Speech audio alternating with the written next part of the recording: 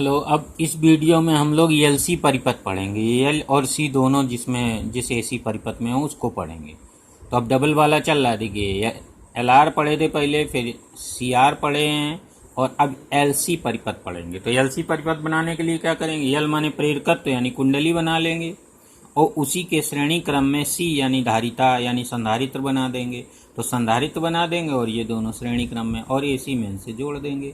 अब फिर मैंने तुम्हें सिखाया था आई बराबर आई नॉट साइन ओमेगा टी लिखकर यहाँ छोड़ देंगे और आई धारा को यहाँ पर बिना तीर के दिखा देंगे। अब एल के सिरों की वोल्टेज को ई एल लिख लेंगे, सी के सिरों की वोल्टेज को ई सी।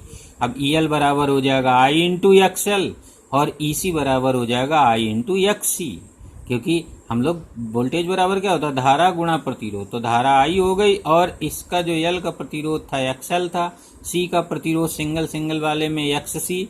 तो ये पीछे सर्किट याद रखने हैं पूरे, अगर एक भी सर्किट नहीं याद रखोगे तो आगे नहीं बढ़ पाओगे, तो इसलिए ये ध्यान रखना है। तो ई एल बराबर आई एक्सएल हो जाएगा, ई सी बराबर आई एक्स सी हो जाएगा।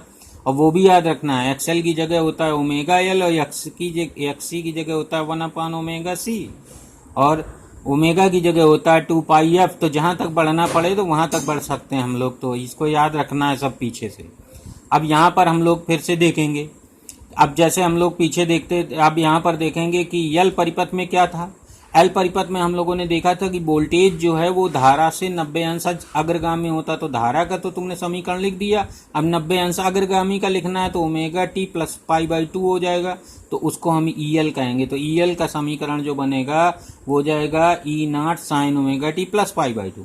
और सी वाले में हम लोग सी का जो वोल्टेज होता था ई सी, वो धारा आई से पक्षगामी चलता था 90 डिग्री, तो उसमें -90 डिग्री लिखेंगे। तो यहाँ पर -90 डिग्री लिखेंगे। अब इन तीनों के मदद से फेजर डायग्राम बनाएंगे। तो इन तीनों की मदद से फेजर डायग्राम बनाएंगे तो सीधे हम लोग आई का तीर बना देंगे। अब वो वाला एक और चित्र जो था ये बना तो है, सॉरी, एक आई का तीर यहाँ पर हम लोग एक सीधा दो फेजर डायग्राम मैंने सिखाए हैं। तो दो फेजर डायग्राम में जो भी इजी लगे, ये वाला इजी है, इसमें थोड़ा सा टिपिकल रहता है, थोड़ी सी दिक्कत पड़ती है। तो क्योंकि हम लोग एक इस वाले में क्या करते थे, एक पहले हॉरिजॉन्टल एक्स एक्सिस बनाकर छोड़ देते थे, फिर ओमेगा टी प्लस साइन जिसके साथ जुड़ा होगा उसके ओमेगा टी एंगल बनाते हुए उसका तीर बनाते थे, तो आई बन जाता। अब यहाँ पर हम लोग सीधे क्या करते थे, सीधे हम लोग आई का तीर बना लेते थे और फिर ई एल और ई सी का उसी हिसाब से बनाते थे, इन समीकरणों के हिसाब से, इस सूत्रों के अनुसार से, यूं कह लीजिए चाहे। तो अब देखिए यहाँ पर फेजर डायग्राम बनाते हैं। तो यहाँ पर आई का हमने बना लिया क्योंकि आई के साथ ओमेगा टी था। अब ई एल का बनाना है तो प्लस पाई/2 90 अंश अग्रगामी बनाना है, तो आई वाले तीर से 90 अंश का कोण बनाते हुए ऊपर को इधर को बना देंगे।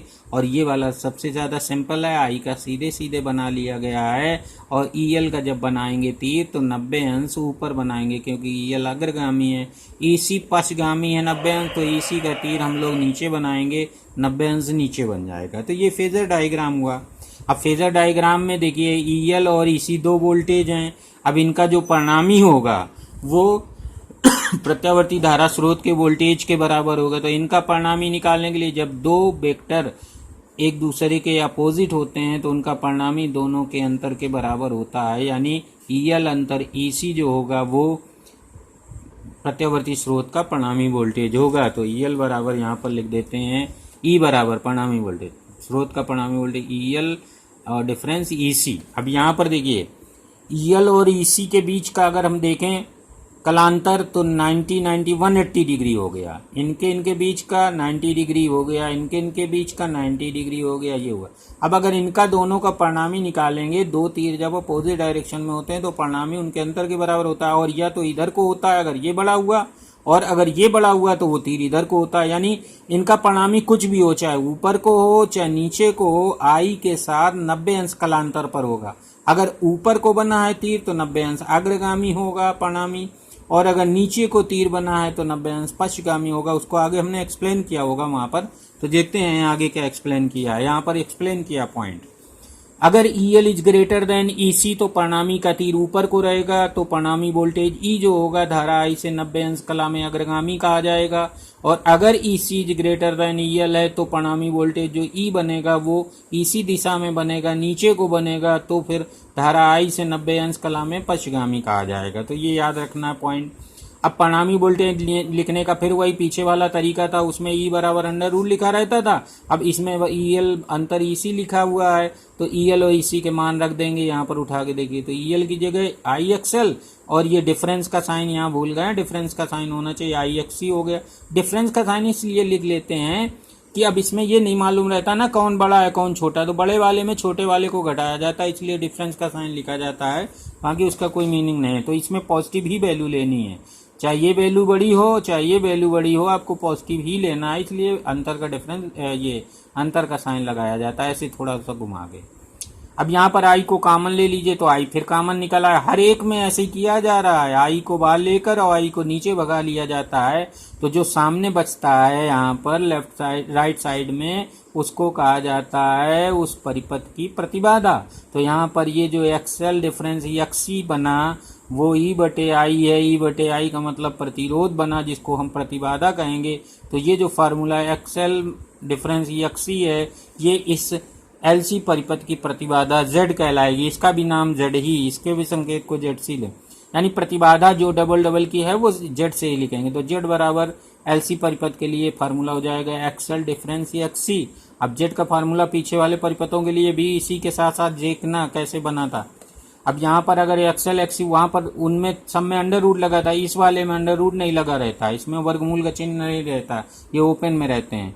तो यहाँ पर एक्सएल की जगह ओमेगा एल लिख सकते हैं, एक्सी की जगह 1 ओमेगा सी लिख देते हैं, तो ये बन जाता है। और अगर ओमेगा जी की जगह 2 पाई एफ एल लिखो तो यहाँ लिख सकते हो, ओमेगा सी की जगह 1/2 पाई एफ सी, तो ऐसे भी लिख सकते हो। तो ये तो बात की बात हुई, ये तो फार्मूला आगे बढ़ता रहेगा। अब यहाँ पर एक घटना और होती है, जरा उसको गौर से समझिए। अब यहाँ पर अगर हम यदि एक्सएल बराबर एक्सी, यानी प्रेरण प्रतिघात और धातीय प्रतिघात बराबर हो जाए, यानी इन दोनों के प्रतिरोध बराबर हो जाएं, तो जो परिणामी प्रतिरोध होगा, यानी जो प्रतिबाधा होगी परिपथ की, वो 0 आ जाएगी, क्योंकि फार्मूले में Z बराबर क्या लिखा है, एक्सएल डिफरेंस एक्सी, तो ये दोनों बराबर हैं, तो Z 0 आ जाएगा। Z 0 मतलब हो गया इस परिपथ का प्रतिरोध 0 हो गया, और जब परिपथ का प्रतिरोध 0 हो जाता है तो उसमें धारा का मान अनंत हो जाता है। तो ये एक कंडीशन इसमें लागू होती है कि जब एक्सएल बराबर एक्सी तो इसकी प्रतिबाधा 0 हो जाती है, और ऐसे कंडीशन में जो इसमें बहने वाली धारा होती है वो अनंत हो जाती है। यहाँ सब लिखा होगा एक्सएल एक्सी, और यहाँ पर इस स्थिति को एलसी परिपथ में इस स्थिति को अनुनाद की स्थिति कहते हैं। तो याद रखना, जब एलसी परिपथ में एक्सएल एक्सी बराबर हो जाते हैं तो उसकी प्रतिबाधा 0 हो जाती है और धारा का मान अनंत हो जाता है। इस स्थिति को एलसी परिपथ की अनुनादी स्थिति कहा जाता है। तो अनुनादी स्थिति में ये दोनों सेम होने चाहिए, याद रखना है। अब यहाँ पर हम लोग अनुनादी स्थिति, अब चूंकि एक्सएल बराबर 2 पाई एफ एल था, एक्सी बराबर 2 पाई एफ एल, तो यहाँ पर 1/2 पाई एफ एल था। तो यहाँ पर देखिए ये लिखे हुए हैं, एक्सएल ये था फार्मूला, इसमें अगर एफ बदलेगा तो ये वैल्यू बढ़ेगी और ये वैल्यू घटेगी, तो एक ना एक ऐसी फ्रीक्वेंसी होगी जिस पर दोनों बराबर होंगे। तो ये जो एक्सएल और एक्सी होते हैं एक विशेष आवृत्ति पर ही बराबर होते हैं। उस विशेष आवृत्ति को F0 से लिखा करेंगे हम लोग, और उसको कहा जाता है एलसी परिपथ की अनुनादी आवृत्ति। ये विशेष पॉइंट है इस परिपथ में, एलसी परिपथ में। एलसी परिपथ में आप स्रोत की एक विशेष आवृत्ति जिसको F0 से लिखते हैं, अनुनादी आवृत्ति कहते हैं, उस आवृत्ति पर एक्सएल और एक्सी बराबर होते हैं, यानी केवल उसी आवृत्ति पर अनुनाद की घटना होती है। तो ये याद रखना है। तो अब अनुनाद की घटना के समय एक्सएल बराबर एक्सी, तो ओमेगा एल 1 ओमेगा सी। अब ओमेगा एल की जगह हम लोग इसको ओमेगा को यहाँ ले आओ, एल को नीचे भगा लो, तो ये लिख सकते हो ओमेगा स्क्वायर बराबर 1/LC, या ओमेगा बराबर 1/√LC। और ओमेगा की जगह क्या लिखोगे, 2 पाई F0, क्योंकि F0 के लिए ये दोनों बराबर होते हैं। तो F0 को हम लिखेंगे इसकी जगह 2 पाई F0, तो 2 पाई F0 का होल स्क्वायर लिखा जाएगा यहाँ पर।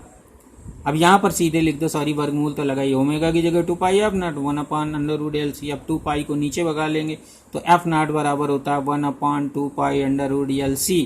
तो LC परिपथ की अनुनादी आवृत्ति ज्ञात करने का ये फार्मूला है। वो F0 बराबर होता है 1/2 पाई L की वैल्यू यानी स्वप्रेरकत्व और C धारिता। तो यहाँ पर संधारित्र की धारिता ये दोनों लिख दोगे तो ये एफ नॉट निकल आएगा, यानी वह परिपथ अनुनादी परिपथ अनुनादी आवृत्ति निकल आती है जिस पर अनुनाद की घटना होती है।